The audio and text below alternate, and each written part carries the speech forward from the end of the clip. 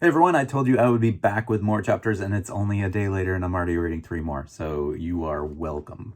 I'm going to go up through chapter 10 just to match all the other readings I did, so hopefully this won't give away too much of the book, but will give you just enough so that you have to read it with no choice. That's always our goal.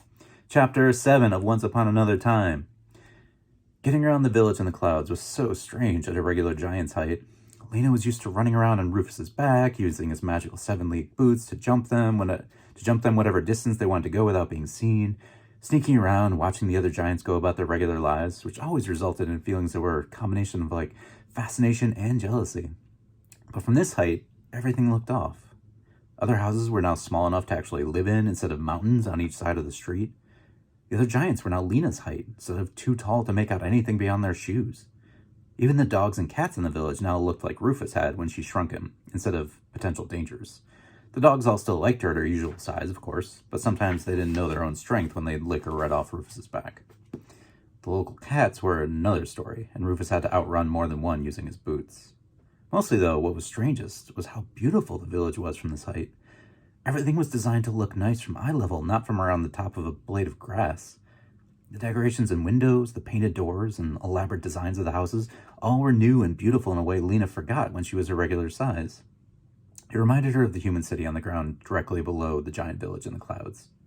Except in the human city, Lena's size was everyone's size, and she didn't have to hide how she looked. So no matter how beautiful her home village might be, she still didn't feel like she belonged. But that was all going to change after the ritual. As they walked, and Lena kept having to look down at her feet to marvel at how far her steps actually took her, other families began to file in around them, and a few had kids Lena's age, or close enough not to matter. She'd flashed the ones she'd met before a shy smile, hoping they wouldn't ask many questions about why they never saw her, except on special occasions. A few waved back, and a warm feeling spread through Lena's chest. It had taken her 12 years to get to the ritual, but it was finally going to pay off, and she was going to have actual giant friends. Her village surrounded the enormous castle of the Giant King, which was the destination of several giant villages from around the clouds. From this height, Lena could actually make out the patched holes where, supposedly, humans had climbed enormous bean plants to steal from the last Giant King. But Lena figured those were just tall tales. Pun. What kind of bean plant grew this high off the ground? No, the only way up would have been by the mountain, and the closest one was miles away. But most unbelievable of all was how the story ended with the Giant King, Ferdinand the Enormous, chasing a human thief down to the ground only to be defeated. Defeated by a human? No. A tiny human about as big as the sole of the giant's boot? It wasn't going to happen. No, there was no way. And besides, most of the humans in the village below had no idea there were giants living up above them, except for Mrs. Hubbard and the last night, of course, both of whom Lena had shared a secret with. King Denier, Ferdinand's younger brother, told the story of his brother's death by humans often enough at gatherings that even Lena had managed to hear it, both by listening secretly at her usual size and on the rare occasion she wore the growth ring and was allowed out in public. King Denier used the story to go on and on about what horrible, thieving, murderous creatures humans were. But considering Lena had met more than a few humans and found them friendly and non-murderous, she couldn't believe the story had any truth to it, no matter how often King Denier told it. As they reached the back of the line of giants leading into the castle, Lena's mother pulled her to the side of the path and out of earshot of the assembling giants. Her father noticed too late to stop and got swept inside the castle's gate, along with the rest of the mob, waving helplessly back at them. Okay, what are you planning? Her mother asked, giving Lena a long stare. Lena's heart began racing. Nothing, she said quickly. I'm just really excited to be coming to the ritual for the first time. There's something up. I know it, her mother said, looking even more suspicious now. Well, either way, you're staying at the back of the castle's great hall with me, and you are not to participate in the ritual, no matter what. Instead of racing, Lena's heart almost stopped at this. What? That's the whole point of coming. I'm old enough, and I was invited. I don't care, her mother said. The spark is pure magic, and if you touch it, who knows how it would mess with your growth ring. You might change back to your regular size, and we can't take that chance. Lena's eyes widened as she couldn't believe what was happening. You've told me that the spark is healing magic, and it keeps giants healthy and living for centuries. It wouldn't affect my ring. I'm not willing to take that chance, her mother said, crossing her arms. You're here to see the ritual, nothing more. Seeing the horror on Lena's face, she sighed. When we go home, I'll make your favorite pumpkin pancakes, okay? If you're good. Lena could feel her face begin to heat up, and she bit the inside of her mouth. All of her waiting, all of her dreams of getting to live like a normal giant. And now her mother was going to stop her right before it all happened? "This isn't right," she said finally. Why do you keep trying to hide me?" A few nearby giants looked over as Lena's voice got louder, and her mother waved at them, then turned back to Lena, her own face now red as well. "This is for your safety, young lady," she growled. "Why can't you see that?" "It's not for my safety," Lena said, glaring at her mother. "It's because you're embarrassed. Embarrassed that I'm not normal." Her mother drew back like she'd just been slapped, then narrowed her eyes. "I'm going to pretend you didn't just say that," she hissed. "But we're going to have a very long talk when we get home. And no pumpkin pancakes." "You think I care about pancakes?" Lena said, practically yelling now, and more giants turned to look. "Make your rules. I don't even care anymore. I'm not a coward. Real giants face what they're afraid of and stomp it right into the ground. Giants fight to show their might. I'm going to participate in the ritual, touch the spark, and get my name like every other giant my age. And if you try to stop me, you'll just have to explain to the whole castle why. So let's see who's actually afraid here." And with that, she turned and slipped past the line into the castle, where the crowd was so thick she managed to leave her mother behind, uselessly calling Lena's name. "Hey, I saw you cut the line," an older giant shouted as she went.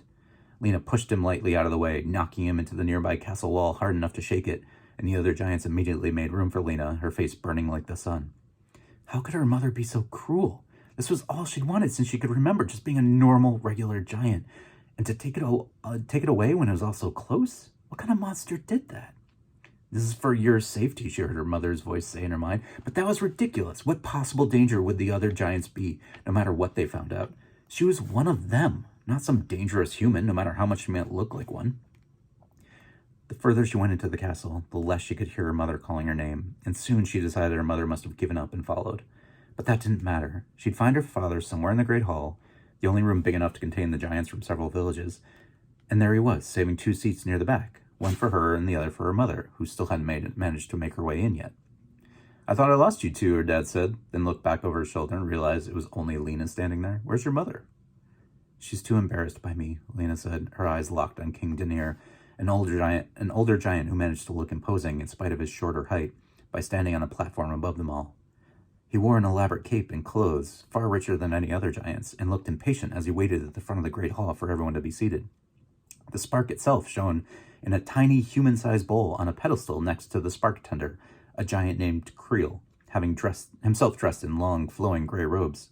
"She's hiding in the back, not sure if she'll make it." "What a joker, your mother," her dad said, barely listening. Lena glanced behind her and spotted the top of her mother's hair above the crowd. She'd find her way to their seats before the ritual started, which meant she'd be able to stop Lena from going through with the plan. Lena turned back forward, frantically looking for another seat, only to see an open one right in the front row. Perfect. "Be right back," she told her dad, then stood up. "Okay, but don't take long," he said. "The ritual's about to start." She just grinned at him, then left to grab the last seat in front. Soon she'd be an official member of the village, and everyone would know exactly who she was.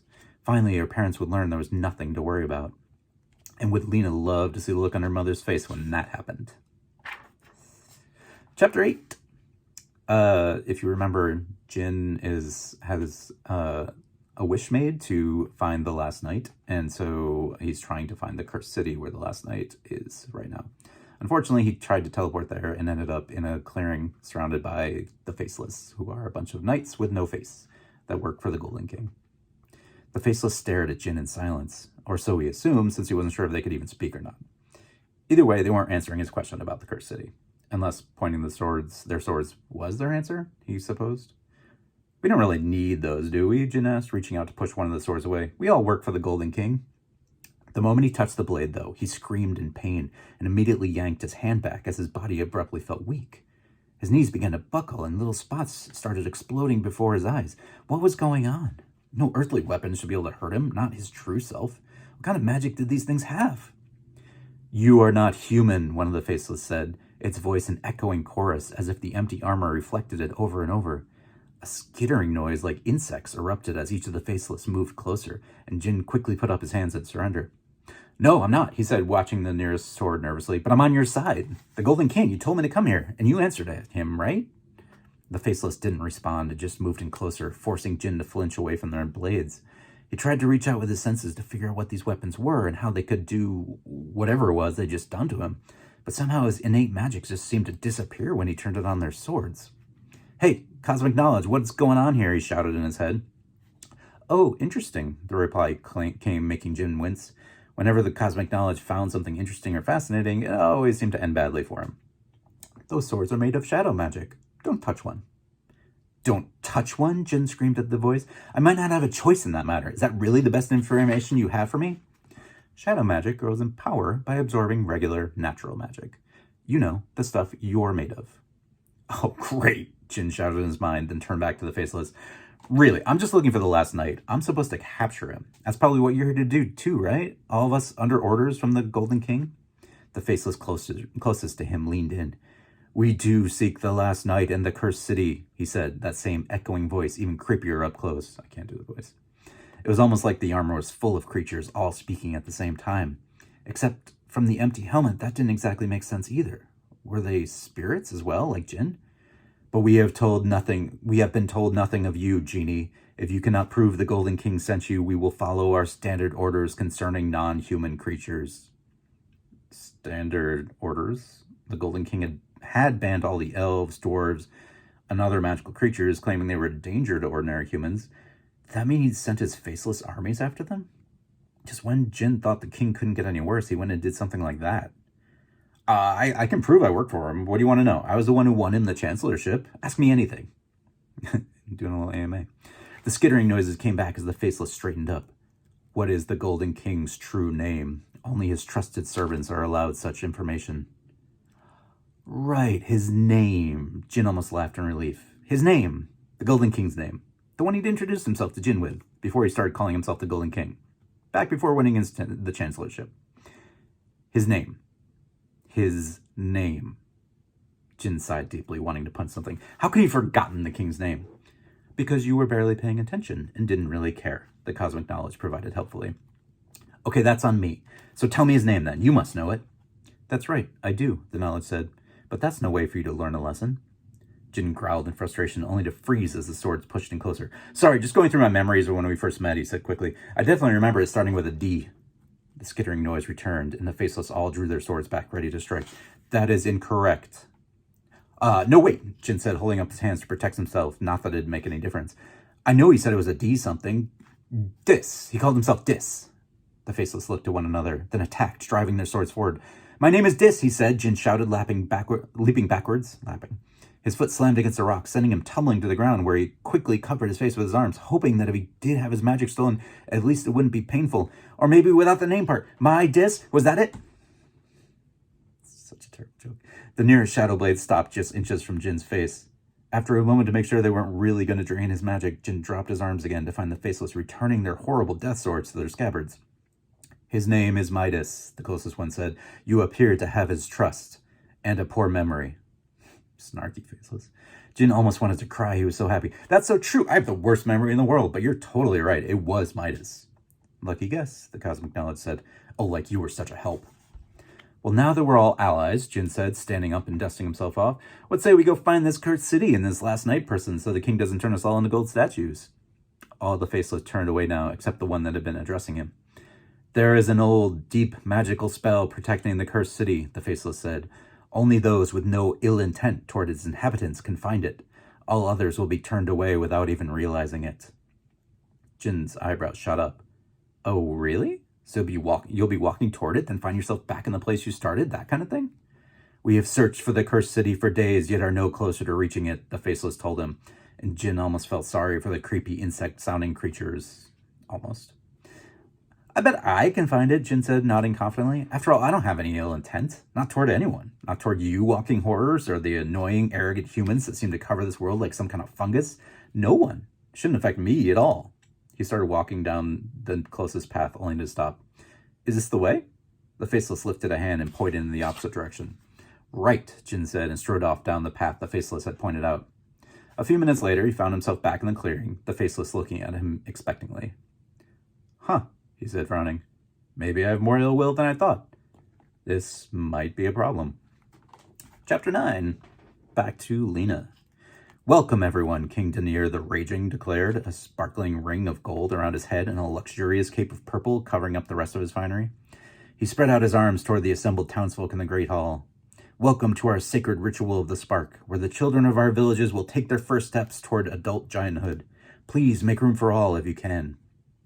Lena rubbed her sweaty palms in her pants and glanced back to see if her mom had made it any further in. She saw 2 teenage giants sit down next to her father in the seats he'd been holding for Lena and her mother. Her dad started to say something, then just shrugged. Apparently her mother was going to be stuck in the back. This was working out almost too well. Let us begin, the king said, and gestured for the spark tender, Creel the Wise, who stepped forward, nodding at the assembled giants. Creel picked up the bowl that held the spark and raised it high. My friends, the spark tender said, looking up at the spark, we giants were entrusted with the spark of life many centuries ago to protect it and its healing powers from those who would use its magic for evil. Humans, in other words, the king said, a disgusted look on his face. And to use it to ensure our good health, Creel continued, lowering the spark and holding it in front of his chest. The ritual of the spark was established when we lost King Danir's brother. Murdered by those filthy earthbound creatures, the king said, spit flying from his mouth. To unify the various giant tribes within the clouds, Creel finished. As the spark represents the fire of life within us, it is only right that its power heals and renews us, giving giants the long life we currently enjoy. And signifies the burning hate we have for the thieving humans, the king said, and Lena heard Creel sigh quietly. He glanced down at her with a sad frown, then looked away quickly, making Lena nervous. Did Creel know? But he was the one who sent he was the one who sent out the invitations. If he had a problem with her real size, why ask her to come to the ritual? And so, as our children will one day become the elders in our tribe, let us welcome them now and grant them the same responsibility we share, to protect and cherish the spark, the symbol of our power, Creel said, then smiled at the crowd. After which, I understand there will be plenty of food and celebration. So let's do this quickly and get to the fun part. The crowd laughed. Now, Creel said, will the children of appropriate age please step forward? He moved aside to make room as the other 12-year-olds began to line up. Sitting so close, Lena managed to snag the first place in line and couldn't help but grin nervously at Creel as she waited. As the line formed, Lena heard her name called out in a whisper from somewhere in the back. She turned and threw a quick look over her shoulder to find her mother gesturing at her frantically, shaking her head violently. But Lena just smiled in return, knowing there wasn't much her mom could do to stop her at this point, barring making a huge scene. And so, the time of the ritual is upon us, Creel said, nodding at Lena to step forward. Children of the clouds, please touch the spark's flame and let it burn on any sickness or ill health from your body. And then I shall bestow upon each of you the true name that will... Hold, please, spark tender, the king said, and Creel froze, then bit his lip, slowly turning to look at Danir. Lena did the same and found that the king had locked eyes on her, and not in a friendly, inviting sort of way. In fact, he was glaring at her with such hatred that she felt her knees start to buckle. Your Majesty, Creel said, is there a problem? King Danir stepped forward, pushing almost dismissively past Creel, to stand just before Lena. Even shorter than other adult giants, the king still towered over Lena, especially standing on the raised platform before her. You, he said, his eyes burning with anger, you are not welcome here. Who invited you? Lena's mouth dropped open and she struggled to think of an answer. This was not part of the plan, not at all. The spark tender, we got an invitation, she managed to say, her voice just barely loud enough for the king to hear. My name was on it. She is of age, your majesty, Creel whispered, and the law says that all giants will be welcome. The king sneered at Creel. This one is no giant, he hissed, then stabbed a finger into Creel's chest, and I shall deal with you later. You knew this creature was not allowed to participate in such a sacred ceremony. Creel's eyes flashed between Lena and the king, only for him to lower his head. I apologize, your majesty. The mistake was entirely mine. The girl is innocent of any wrongdoing. Every muscle in Lena's body clenched, and part of her wanted to turn and run, just get away from whatever was happening. The king didn't want her here, and he was looking at her like she was some sort of disgusting bug. But giants did not run from danger. Giants fight to show their might, and Lena was nothing if not a true giant. I deserve to be here, your majesty, she said, her voice raspy in her bone-dry throat. She said it so quietly that she wasn't sure the king could even hear, and started to repeat herself only for Danir to shake his head. You don't even deserve to live in the clouds, he said, his eyes narrowed in rage. Look at you, hiding your shame. But I know the real you, creature, and if not for your parents, I'd have thrown you down to earth where you belong with the rest of the filthy monsters. Lena gasped, and she found it impossible to breathe. I'm a giant, your majesty, she whispered, just like you. The king leaned forward and a wave of horrible breath crashed over her. "You are no giant," he whispered back.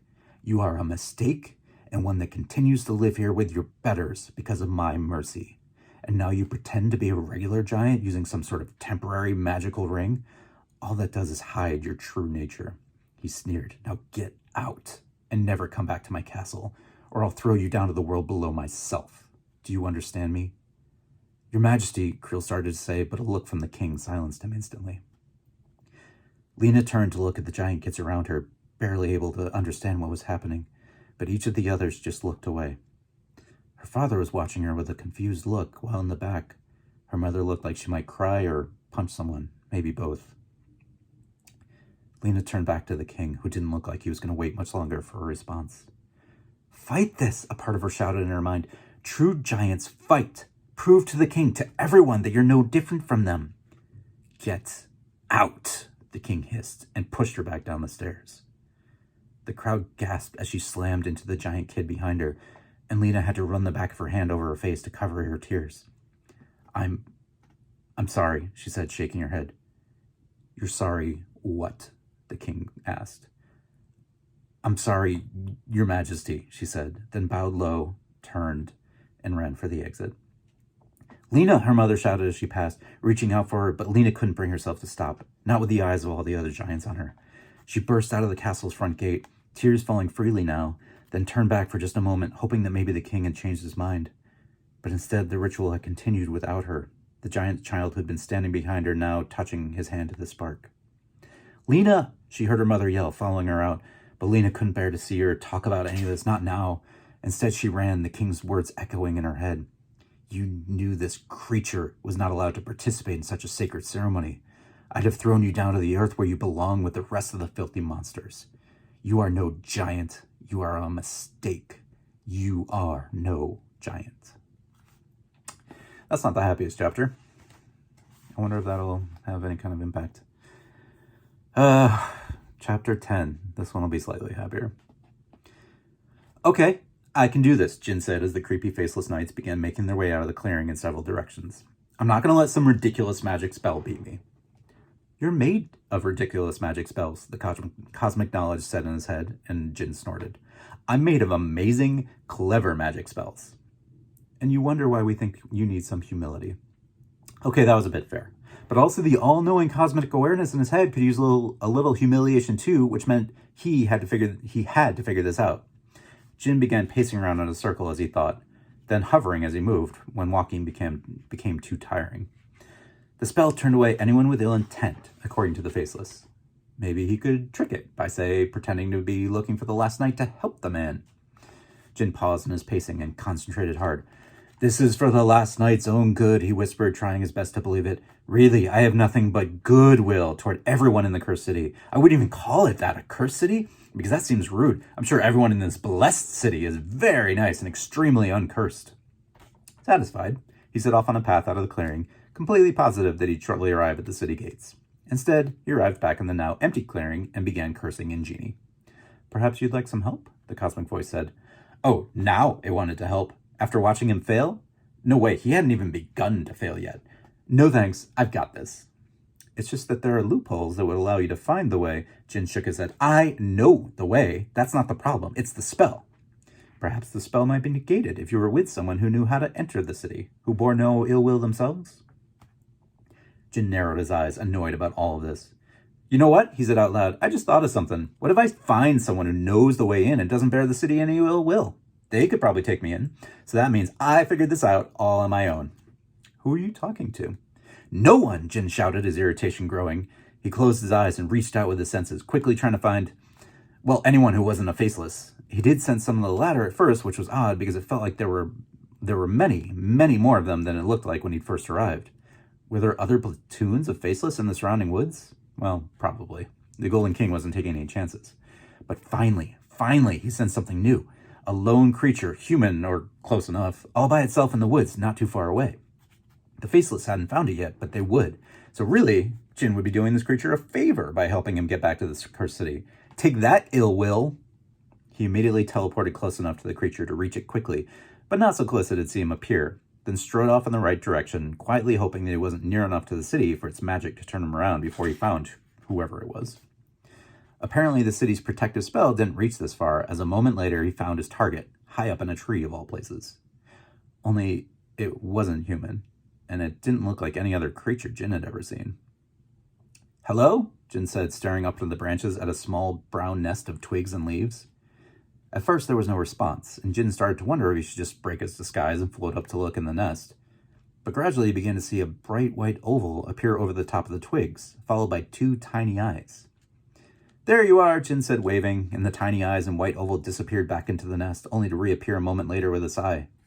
"Halt!" the egg shouted, its shell splitting in half to form a mouth as it spoke. It pushed itself to a standing position, little arms and legs emerging from cracks in the shell. "Go no farther. Further? Or I shall be forced to call the guards on you." Jin tilted his head. "Are they all your size? And eggs?" He smiled. "There must be dozens of you." The egg's eyes narrowed. "Everyone thinks they're the first person to ever think of that. I can't tell you how many times I've heard it." "Ah, sorry about that," Jin said, bowing low to show his fake sincerity. "Really, I was just lost in the woods and hoping to find some shelter for the night." "It's just past noon," the egg said. "No one likes you much, do they?" Jin said, then quickly shook his head. "I mean, no one likes you as much as they should. Why did they stick you all the way out here?" The egg puffed itself up, making tiny cracking noises as its shell threatened to split around it. "I am one of the cursed city's guards, if you must know. I'm keeping silent watch over the area as we've heard rumors of increased faceless activity. People are getting worried that they found a way in." "Oh, don't worry about that," Jin said. "I just saw a bunch of them wandering around lost. But I'm glad to tell your superiors in the city what I saw. We should go now before the faceless find us." The egg peered down at him suspiciously. "And how do I know you're not on their side?" Jin frowned and pointed at his nose. "I have a face." "And it could be the face of someone on the Golden King's side," the egg pointed out, which was fair, considering he was right. "The Golden King," Jin said indignantly. "I would never serve that horrible man. Have you seen all the gold he wears? It's so tasteless." "He's also trying to destroy us all because we harbor a bunch of rebels," the egg pointed out. "Oh, that too," Jin said. "Just as bad. But I'm sure you're no rebel and just want to live your life in the city, which is where we should go now." "Oh, I'm a rebel, all right," the egg said, and Jin held himself back from face-palming. "Sworn to overthrow the fake chancellor. He only won due to all the other candidates getting attacked by dragons, including the former chancellor." Jin winced inwardly. I think I heard something about that. Listen, it's not safe out here. Jump down and I'll carry you back. If you don't trust me, just take me to whoever's in charge and let them decide." He spread his arms wide. "I'm unarmed, as you can see, so what's the harm? I just want a safe place to sleep for the night, one without any faceless, preferably." "Seriously, it's just past noon," the egg said. Jin resisted the urge to crack it in half as the egg pushed itself to the top of the nest, then stood there with his arms out. "But I'll take you to the last night, and he can decide. Catch me, will you?" Jin put out his arms, and the egg leapt from the nest, falling faster than Jin took into account. He jumped forward, trying to catch the little creature, but missed, and the egg hit the ground, cracking into several pieces. Jin's mouth dropped open in horror, and suddenly he had no idea what to do. "I think I just killed the egg," he thought at the cosmic knowledge. "Well, you can't make an omelet without—" "Oh, nice catch," the egg says as its mouth formed on one of the larger pieces, yolk sprayed out all around it on the ground. As Jin looked down in fascination and disgust, the egg slowly pushed itself to a sitting position, leaving behind pieces of itself in the dirt. "Yee. I'm going to need your help now, which I feel like you sort of owe me, considering. Would you mind taking me to Dr. Horse? He's the only one who knows how to put me back together." Jin just stared at the broken egg. A horse doctor. Because who else would put an egg together? This whole dimension was so odd. But at least having the egg with him would hopefully be enough to get him by the spell. Otherwise, all of this wouldn't be all it was cracked up to be. Oh God, what a terrible place to end. But that's chapter 10, so I hope you enjoyed that. Jin is about to make it into the Cursed City. Lena is dealing with some horrible stuff on the giant side, just complete bigotry.